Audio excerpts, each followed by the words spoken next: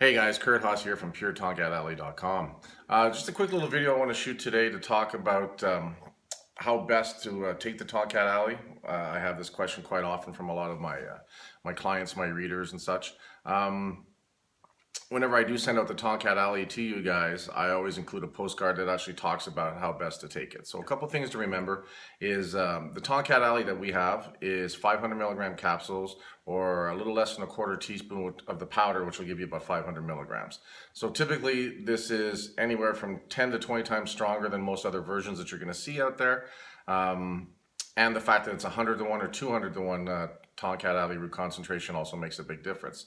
So for me, it's very important that when we take it, we be consistent, but we also take a little bit of time off, and I'll explain to you a little bit why. 5 times a day. One capsule in the morning, one capsule early evening. So for me, I usually do it, like 6 a.m. and 6 p.m. because that's kind of when I'm around it, or 7 and 7, 8 a.m., 8 a.m., whatever, 8 a.m., 8 p.m., whatever works for you that you can be consistent on. Number two is I take it for 5 days on.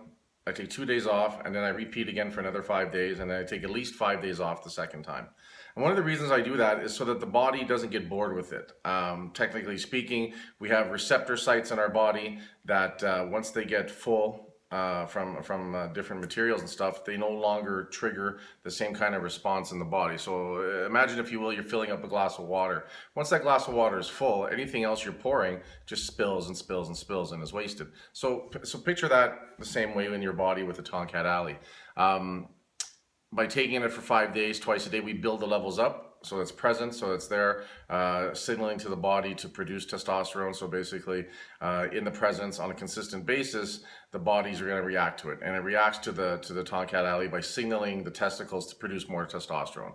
By doing it consistently, we have a consistent message going on to tell it to keep firing. But we want to take a couple of days off to let it deload a little bit, let it retract a little bit, sort of like take a deep breath. Then we fire in 5 more days again to fire it back up again to give it a second wave. And then after that, at least 5 days off. And again, it's just so that, imagine that glass of water gets a chance to drain down a bit, so that when you do start taking it again, it fills back up, and then there's a reaction in the body. What happens is we get caught up with the fact that we're starting to feel the results 5 days on, 5 on, 2 off, and then when we do the 5 and 5, we feel that we're just at the point where things are really starting to happen for a lot of us. So our instinctive response is to keep going. But like I said, after that, your body's going to start getting bored with it, and you're just going to limit the results you're going to get. And if anything, you're just going to be wasting the Tongkat Ali. It's done what it's going to do. You want to let it back off. Some guys will go 5 on, 2 off, 5 on, 5 off, and then repeat right away, go back to the original cycle, 5, 2, 5, 5. That's up to you.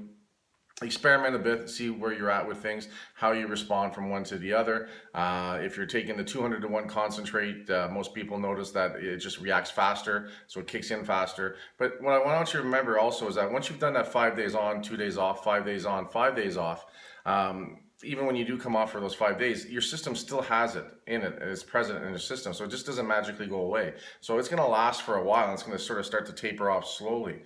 I'll have some guys who do 30 days on, they'll do 5-2, 5-5, and they'll do one more 5-2, and then they'll back off. Some guys will go 5-2, 5-5 twice, and then back off for 30 days.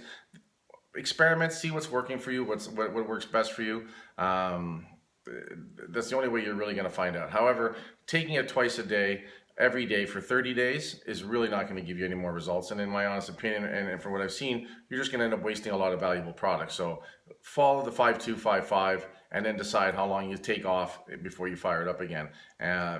Do 2 cycles in a row, come back, next time just do 1 cycle. Experiment, see what's working best for you. A couple of things to remember too, like I said, the consistency is important. The thing to remember is it is quite strong, the versions that we have, because of the purity as well. And in the 500 milligram doses, you're getting a lot. So some guys feel a little buzz on it, some guys feel a little energetic on it, and have trouble sleeping a little bit. So if you notice that, back off for a couple extra days until you get used to it.